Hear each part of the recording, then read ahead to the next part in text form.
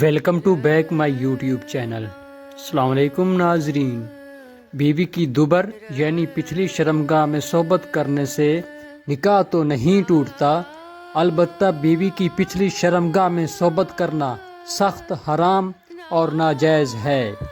بیوی کی شرمگاہ کو چاٹنا غیر مذہب اور غیر شریفانہ عمل ہے۔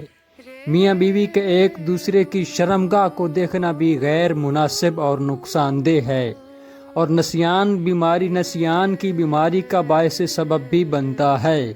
میاں بیوی کا ایک دوسرے کی شرمگاہ کو دیکھنے اور چھونے میں کوئی حرج تو نہیں ہے، البتہ اسے چومنا بے حیائی ہے۔ میاں بیوی کا ایک دوسرے کی شرمگاہ کو چومنا اور منہ سے اورل سیکس کرنا بے حیائی کا عمل ہے اور دین اسلام کی پاکیزہ تعلیمات کے خلاف ہے۔ عورت کی شرمگاہ میں مرد کی شرمگاہ داخل ہونے سے مرد اور عورت دونوں پر غسل واجب ہو جاتا ہے، چاہے دونوں میں کسی کا انزال نہ بھی ہو۔ دوران حمل بیوی سے صحبت کرنا جائز ہے، البتہ شوہر کو بیوی کی اس حالت میں صحت، آرام اور نفسیات کا خاص خیال رکھنا چاہیے، کیونکہ حمل کی مشقت بہت سخت ہوتی ہے۔